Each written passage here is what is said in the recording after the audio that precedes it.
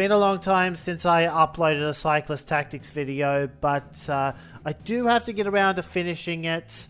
I didn't want to end it on a loss at Gasmea, so this episode and the next one we're going to be rushing back towards that race. And the one upside of losing is that we do have a chance to do the Grand Slam with Herman Watson still. So the Arcana Tour is going to be this episode, the Great Plains Tour will be the next, and then I'll try and do the Gasmea in one episode like I did a couple of seasons ago. In the meantime, this is going to be a bit of a ramble. It's post-commentary mode for me. This race is the Sky Race. I actually won this race with Pavlov before, but this time the competition was a bit too strong. He only finished 5th, surprisingly. Staying on the topic of Pavlov, I think his chance of winning the Grand Slam and Classics is gone because I need to win the Desert Sprint and Steinweg Classic with him, but to do that, I think I would need at least one flat point, but I can't get to level 11 due to the soft cap leveling issue that I've previously talked about. We're one level below the maximum with both Pavlov and Watson, and ever since we've reached that point, we can't seem to get any EXP for them. I think this is a bug because I've seen the numbers Kill Robbers posted and they're not supposed to be that punitive. We're in the Arcana Tour now, and with the exception of Christopher Ward, our team's never been that good at time trials, so a tour that has 4 such time trial stages is going to be difficult, but we do have enough hilly and mountain stages to make up for that. On that note, however, going back to the level soft cap, I probably would have built Watson to have 3 levels in Mountain had I known that it was going to be virtually impossible to get from level 10 to 11. My idea being that if I was going to lose time on the time trials and certain flat-based attacks like this one anyway, I'd rather have full power in the sections where I can actually gain time, and that might have allowed me to go head-to-head with Weiss at the Gasmea. Alas, I'm going to have to make do with +2 Mountain. Did manage to get into Group 2 and climb up to around 6th, but then came another time trial that was completely flat, and I lost an additional 0.7 of a turn to Grigorev, who's now won 2 stages in a row. I will say in fairness that there was a technical sector in that time trial, so a pure climber would have lost even more time. I'm showing the screenshots now of what that build theoretically would have been, as well as one with the plus flat point that I would have taken at level 11 had I reached it. Stage 4 is a hilly finish, and short enough that if no one else takes the opportunity, Cedric Rouse can actually go on ahead and poach the stage, as he'll have enough of an advantage to hold everyone off. The reason why I didn't do this with Watson too is because it's a very inefficient move, and we're still trying to save his energy for later stages, but Raul takes the stage win. Some success, not so much success on stage 5 however, because that is the team time trial, and even on terrain that would otherwise suit us, Watson cannot quite match the leader's pace on a time trial bike, so this is really damage limitation, and we come home as the 6th ranked team, only 0.38 of a turn, which is pretty good given the link for the stage, but that does mean Grigorev is now 1.4 turns ahead. And surprisingly, he's going to get a chance to pull that out some more, as we have this flat stage that has a slight climb, but it ends up being a flattish attack. I also left Watson in P2 for this move, but that might have been the right decision actually, because had I been in P1, I still wouldn't have been able to latch onto Grigorev. Best I could have done is Group 3, so Yellow Jersey's up the road and it's on me to chase him down, but Bruno ain't him. By the end of the stage, Grigorev's gained another 0.42 of a turn, and his nearest rival, who isn't a teammate, is us, 1.83 turns down. It looks like the tour's already done and dusted, but don't be so sure. The second half is a lot more favourable for us. The deficit forces us to get aggressive though, so here's Rao opening things up right away. Only a small gap on the peloton, but interestingly, the yellow jersey Grigorev doesn't even go with a peloton here. He stops at the foot of the climb, and I know he was trying to save energy, but I didn't think he was that tired already. Instead, he is not going to factor in for the rest of this stage, and we're going to gain a ton of time on him. Watson follows through. Wagner does overtake to win the stage, but that's not what I'm concerned about. More importantly, Grigorev has bonked so badly that it's actually Efimovic, his teammate, that we're now competing against. Watson moving up to second in the GC. One more stage before the rest day, and the rollers smell blood in the water because it's another climby stage.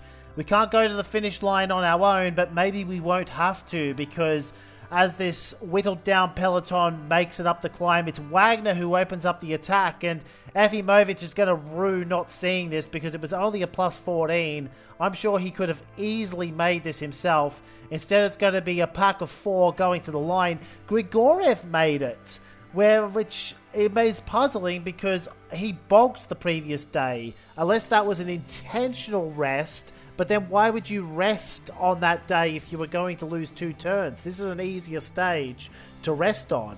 In any case, he ends up winning the stage, but that was by design because I was just going all out to try and gain as much time as possible on Efimovic, and we have the yellow jersey somehow. And if Efimovic's idea was to save energy for later in the tour, there wasn't really a point in doing that because the rest day is going to put everyone back on full energy and close to full recovery anyway. So this flat hilly stage, very short climb to finish, not big enough to cause any real time gaps.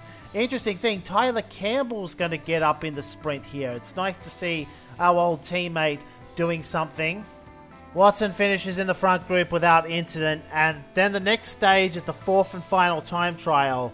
Hilly time trial, so you'd think this is our terrain, but I couldn't get a move that fully encompassed Watson's mountain specialty throughout the stage. Meanwhile, Efimovic and Grigorev have a lot of energy and attack per turn, so they can simply overpower routes like this even though they don't have any mountain points.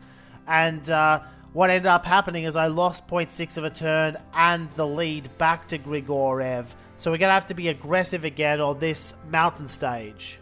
This stage, however, looks easier than the hilly mountain we had in week 1, despite the higher classifications. So we don't have that much time to pull out a gap, but crucially, Grigorev drops again. It was only a plus 13 to stay with the peloton, and the only thing I can think of is that his logic is rigidly set to chase the green jersey, but in doing so, the AI did not realize that he could have easily taken yellow had he pivoted. Instead, we're once again going to gain quite a bit of time. Similar results to that hilly mountain stage I mentioned. Wagner takes the stage. We come in and take the yellow jersey though.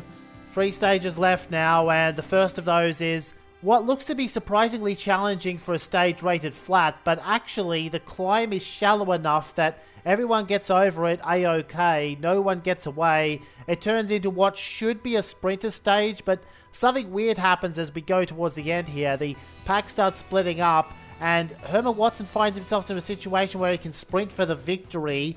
I don't need to worry about recovery this late in the tour, so I decide to go for it, and he takes a rare stage win in addition to retaining the yellow, and as you can see, I did recover to max energy and attack anyway ahead of this hilly mountain. As you would expect, the stage whittled the peloton down a fair bit, and there would have actually been a chance for Watson to do what Rao did early in the tour and pinch a stage win here, but I'd already moved him up into P0 in anticipation of the final sprint, so that didn't happen, and so this is the final sprint, and I went into P0 because you really got to start these mountain sprints from the front, but Wagner is going to get us again. He's been winning a lot of stages, but he lost a lot of time in the other stages, which is why we are still the yellow jersey. And in fact, Rao is also third because the Arcana team riders keep losing time for silly reasons. On that stage, for example, Grigorev was 0.22 of a turn down. Not as much as he has been, but Efimovic was only 0.06 down, and I think, based on what we've seen from Grigorev, he could have matched Efimovic's effort. This stage, however, final stage, flat, sprint train, and I actually get a good chance to put Cedric Rouse to the front and use my other riders as blockers to make sure nobody else comes over the top. It works even better than expected. I go 1, 2, 3 for the final stage. Herman Watson confirmed winner of the Arcana Tour, with Grigorev taking the green jersey and Wagner taking the red. And that concludes Season 6 of the playthrough. Springvale Rollers finished first in the team standings for the third consecutive year, and it looks like Watson's actually ranked number 1 in the riders. I didn't remember this being the case, but I had a look back, and yes, those Arcana points were enough to leapfrog him over Herman Weiss for Rider of the Year, which is an unofficial award I wanted to win, but thought I'd missed out on due to the Gasmea Tour going so badly. Gotta continue right on ahead to Season 7 because I'm still trying to rush towards that Gasmea rematch. A few noteworthy things. Firstly, I've put all classics on my schedule with the exception of the Great Plains and Tour of Gasmea.